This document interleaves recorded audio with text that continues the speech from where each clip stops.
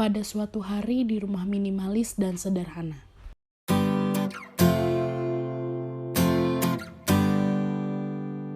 Nak, tolong beliin mama gula di warung dong sama susu. Iya, Ma. Aduh, tapi panas lagi. Gak apa-apa deh. Lalu dia keluar pakai jaket, pakai topi, dan masker dengan celana pendek, dan terlihat kulitnya putih bak seorang wanita karena tidak pernah bergaul. Si Banci baru kelihatan. Tumben lo keluar rumah sini main bola, jangan main boneka mulu di kamar. Mendengar kata-kata dari segerombolan anak tadi, Adit pun terdiam. Berjalan, membeli gula lalu lantas pulang ke rumah. Ma, aku dikatain tuh sama anak-anak di luar. Katanya banci. Emang aku kayak banci ya? Emang kalau pakai makeup itu banci ya? Kan aku takut. Kalau di luar panas, nanti kulit aku jadi jelek. Udah, biarin aja. Toh kamu merasa kayak yang mereka bilang gak? Lalu dia masuk kamar dan melihat cermin bertanya pada dirinya. Sambil pakai hand body dan juga mengoleskan lip balm di bibirnya. Tapi aku merasa semuanya wajar, dan aku hanya menjadi diriku saja. Andi pun terus memikirkan apa yang dikatakan oleh orang-orang yang ditemui di pinggir jalan. Dan akhirnya, saking terlalu lama berpikir, ia pun tertidur pulas.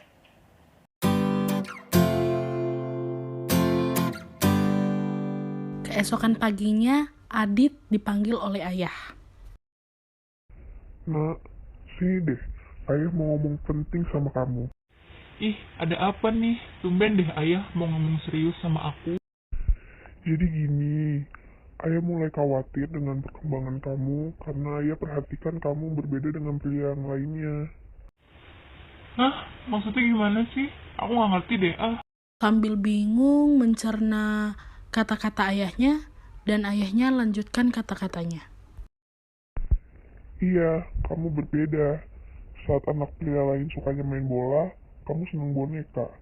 Saat anak pria lain tidak berias, kamu berias. Saat anak lain pakai baju pria, kamu lebih suka baju wanita. Sambil bingung memperhatikan apa yang ayah katakan, Adit menahan air mata dan berkata, Terus sekarang mau ayah apa? Ayah malu punya anak kayak aku. Aku hanya berusaha jadi diri aku sendiri. Ayah kurang mengenal aku. Bukan seperti itu, nak. Ayah hanya ingin hidup sesuai kodrat kamu. Kamu pria layaknya hidup sebagai seorang pria.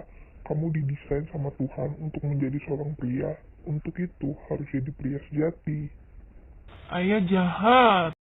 Karena keegoisan dan merasa dirinya benar, Adit berlari masuk ke kamarnya dan menangis. Memang aku salah ya. Semua orang mengejat aku karena nggak mengerti. Aku sebenarnya lebih nyaman menjadi seorang wanita. Sambil menangis, sambil memegang HP-nya, membuka aplikasi dari HP-nya, muncullah iklan tentang operasi gratis di Thailand untuk merubah gendernya. Akhirnya, Adit tertarik dan ikut mendaftarkan diri dan berniat meninggalkan rumahnya. Aku ingin berkemas barang. Aku akan menunjukkan kalau aku bisa berkarya dengan menjadi diriku sendiri. Akhirnya Adit kabur dari rumah dengan bermodalkan HP saja. Dia bingung bisa atau tidak pergi ke Thailand. Akhirnya dia mencari kerja. Dia melihat pamflet tentang menjadi pekerja rumah tangga. Dia coba daftar.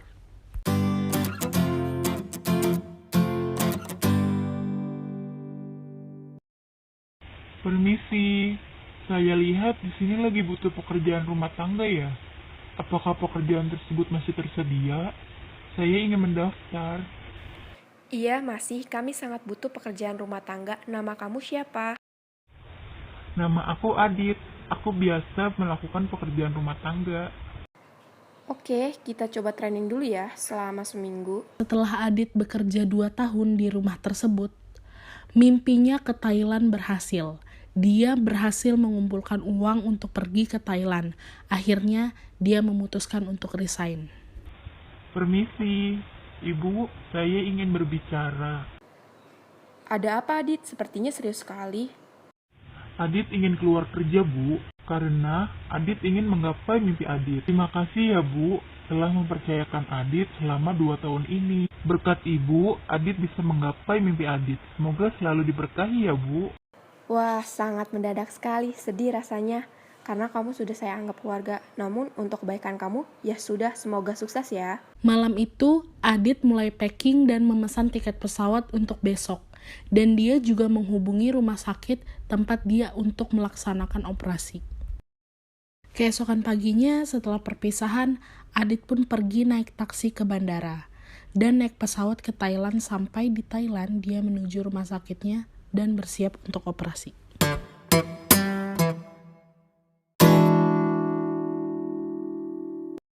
Are you sure to do that? Because if you never can be man again. Adit dengan menetapkan hati berkata, Yes, I am sure. Oke, let's start. Akhirnya operasi berjalan lancar dan semua sesuai yang direncanakan. Adit ini mulai tersadar setelah operasi.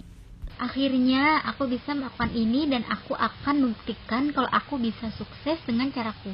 Setelah operasi, Adit mulai mengeksplor dirinya sehingga ia menemukan bakat-bakat yang terpendam. Adit mulai terkenal karena bakatnya di Thailand, sampai kabar ini terdengar di Indonesia, dan sampai ke telinga orang tuanya. Dan Adit memutuskan kembali ke Indonesia untuk bertemu ayah ibunya. Sesampainya di Indonesia, dia langsung pergi menuju rumah orang tuanya, dengan harapan mereka menerima dirinya. Dia sampai dan mulai mengetok pintunya.